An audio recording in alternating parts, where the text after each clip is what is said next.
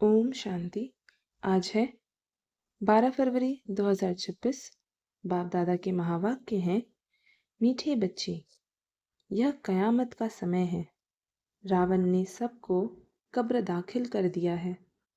बाप आए हैं अमृत वर्षा कर साथ ले जाने। प्रश्न, शिव बाबा को भोला भंडारी भी कहा जाता है, क्यों? बाबा उत्तर देते हैं, क्योंकि शिव भोलानाथ जब आते हैं तो गणिकाओं, अहिल्याओं, कुब्जाओं का भी कल्याण कर उन्हें विश्व का मालिक बना देते हैं। आते भी देखो पतित दुनिया और पतित शरीर में है, तो भोला हुआ ना। भोले बाप का डायरेक्शन है, मीठे बच्चे अब अमृत पियो, विकारों रूपी विष को छोड़ दो। गीत बजा है दूर देश का रहने वाला। ओम शांति। रूहानी बच्चों ने गीत सुना, अर्थात रूहों ने इस शरीर के कान कर्मेंद्रियों द्वारा गीत सुना।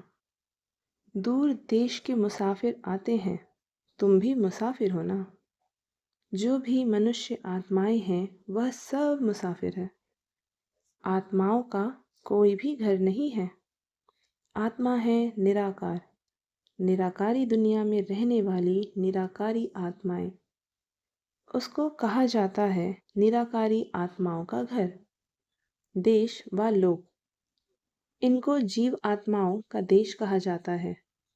वह है आत्माओं का देश। फिर आत्माएं यहाँ आकर शरीर में जब प्रवेश करती हैं तो निराकार से साकार बन जाती है। ऐसे नहीं कि आत्मा का कोई रूप नहीं है, रूप भी जरूर है, नाम भी है।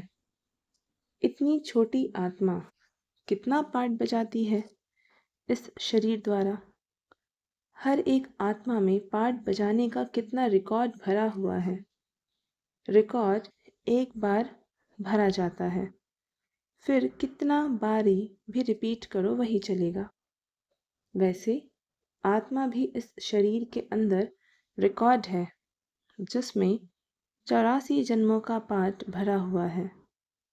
जैसे बाप निराकार है, वैसे आत्मा भी निराकार है।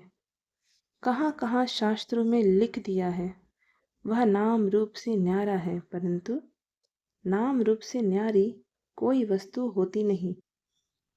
आकाश भी पोलार है ना। नाम तो है ना आकाश, बिगर नाम कोई चीज होती नहीं।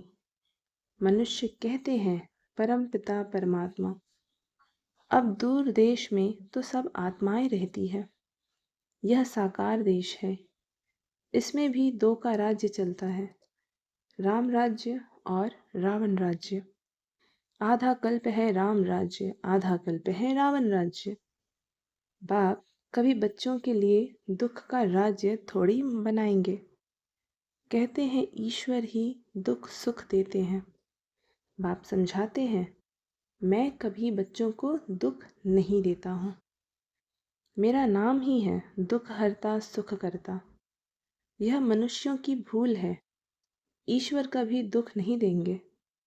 इस समय है ही दुख धाम। आधा कल्प रावण राज्य में दुख ही दुख मिलता है, सुख की रति नहीं। सुख धाम में फिर दुख होता ही नहीं। बाप स्वर्ग की रचना रचते हैं। अभी तुम हो संगम पर। इनको नई दुनिया तो कोई भी नहीं कहेंगे।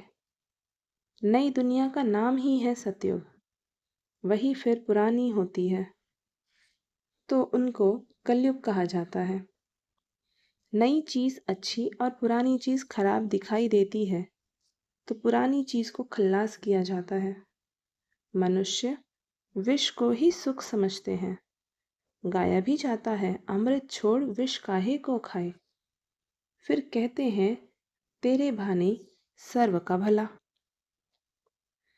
आप जो आकार करेंगे उससे भला ही होगा, नहीं तो रावण राज्य में मनुष्य बुरा काम ही करेंगे। यह तो अब बच्चों को पता पड़ा है कि गुरु नानक को 500 वर्ष हुए, फिर कब आएंगे? तो कहेंगे उनकी आत्मा तो ज्योति ज्योत समा गई। आएंगे फिर कैसे? तुम कहेंगे आज से 4500 वर्ष बाद फिर गुरु नानक आएंगे। तुम्हारी बुद्धि में सारे वर्ल्ड की हिस्ट्री ज्योग्राफी चक्र लगाती रहती है। इस समय सब तमो प्रधान है। इनको कयामत का समय कहा जाता है। सभी मनुष्य जैसे कि मरे पड़े हैं। सबकी ज्योति उझाई हुई है। बाप आते हैं सबको जगाने। बच्चे जो कामचिता पर बैठ भस्म हो गए हैं उन्हों को अमृत वर्षा से जगाए साथ ले जाएं। माया रावण ने कामचिता पर बिठाए कब्र दाखिल कर दिया है। सभी सो गए हैं। अब बाप ज्ञान अमृत पिलाते हैं। अब ज्ञान अमृत कहाँ और वह पानी कहाँ? सिख लोगों का बड़ा दिन होता है तो बड़े धूमधाम से तालाब को साफ करते हैं, मिट्टी निकालते हैं। इसलिए नाम भी रखा है अमृतसर, अमृत का तालाब। गुरु नानक ने भी बाप की महिमा की है।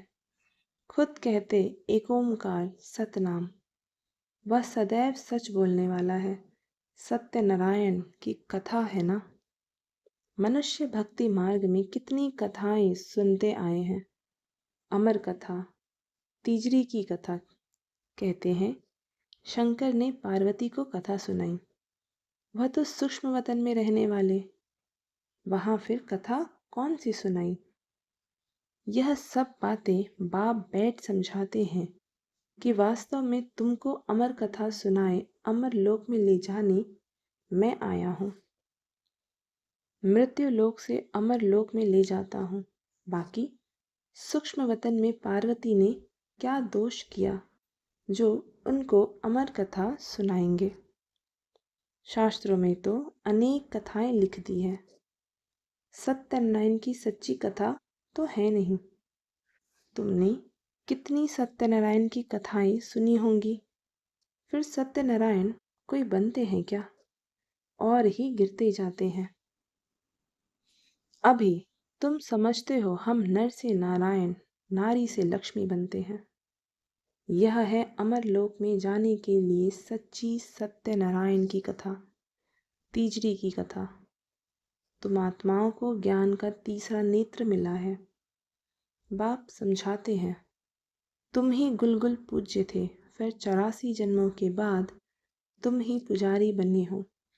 इसलिए गाया हुआ है आप ही पूज्य आप ही पुजारी। बाप कहते हैं मैं तो सदैव पूज्य हूँ, तुमको आकर पुजारी से पूज्य बनाता हूँ। यह है पतित दुनिया।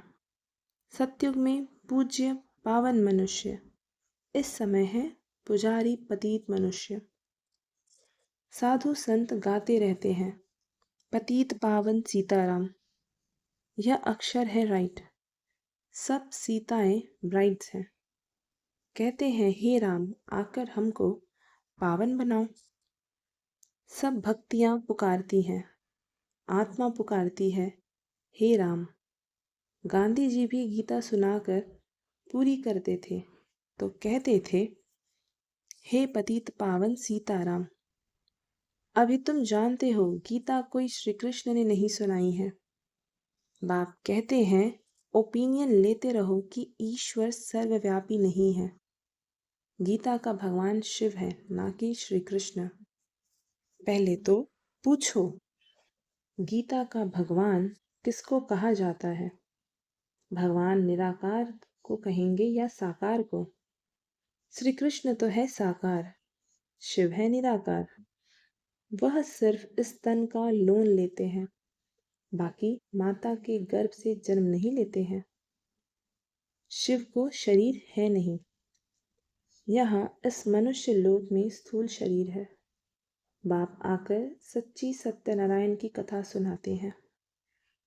बाप की महिमा है पतित पावन, सर्व का सद्गति दाता, सर्व का लिबरेटर, दुख हरता सुख करता।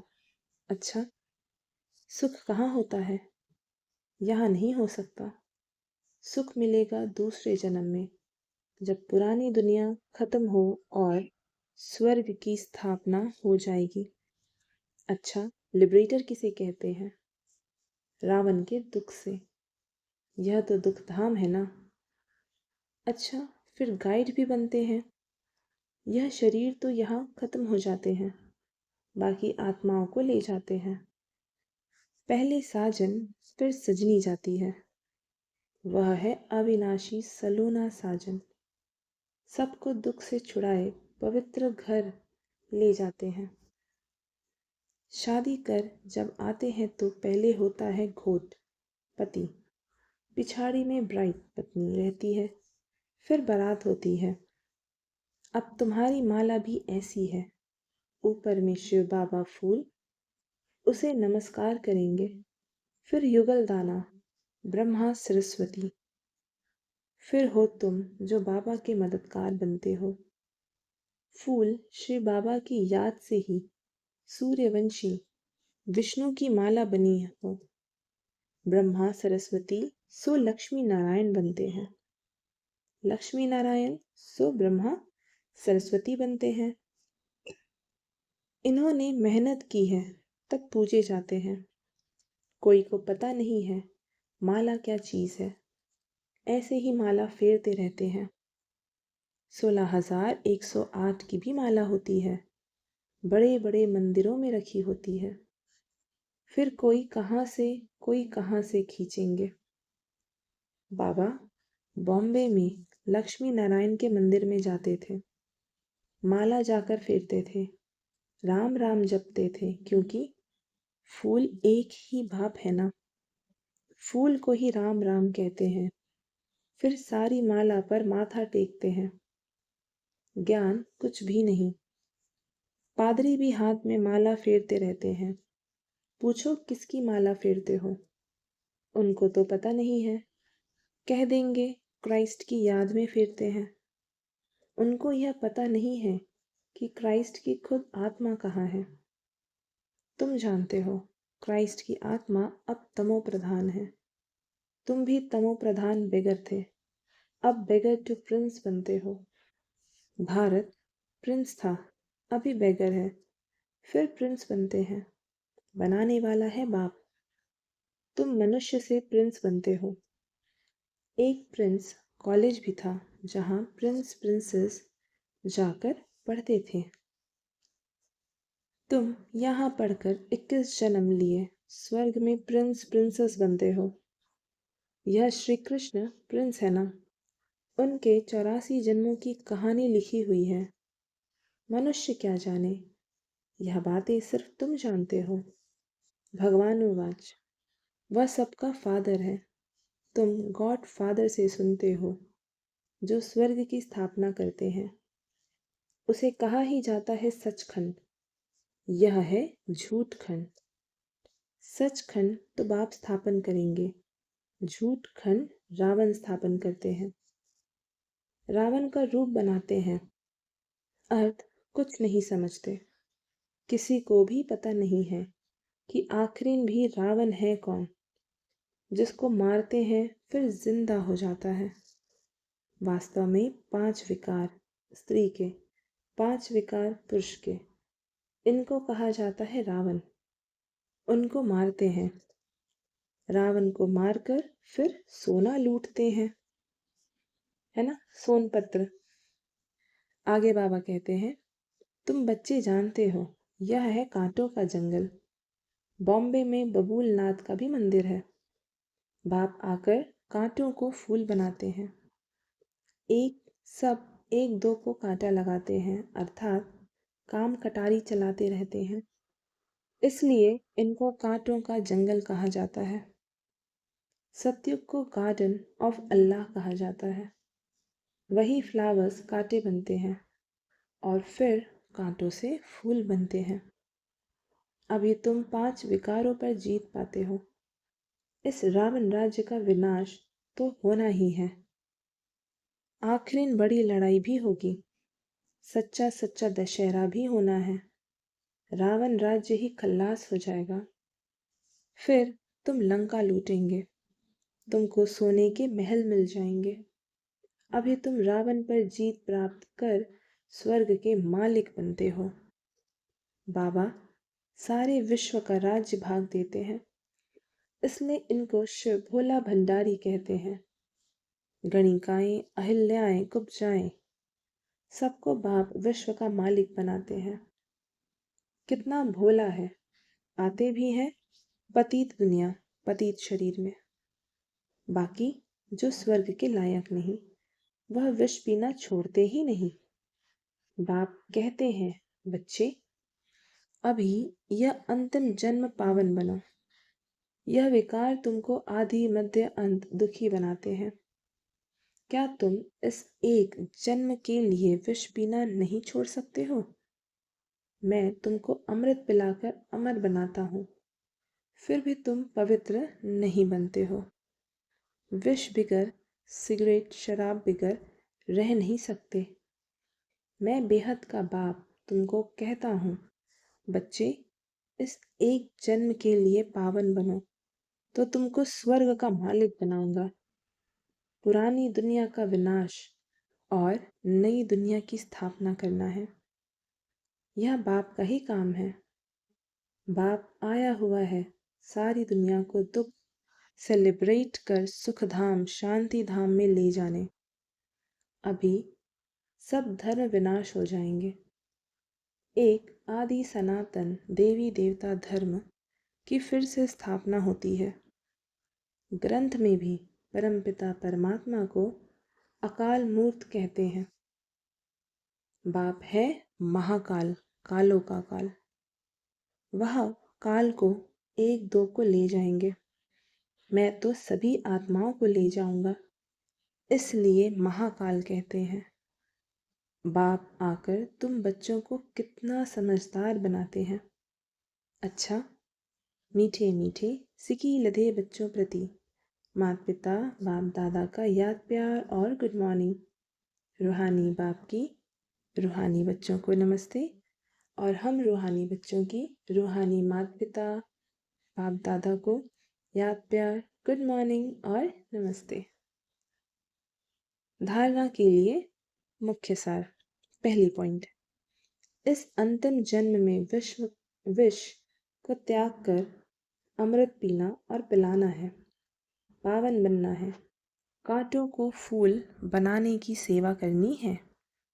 दूसरी पॉइंट, विष्णु के गले की माला का दाना बनने के लिए बाप की याद में रहना है।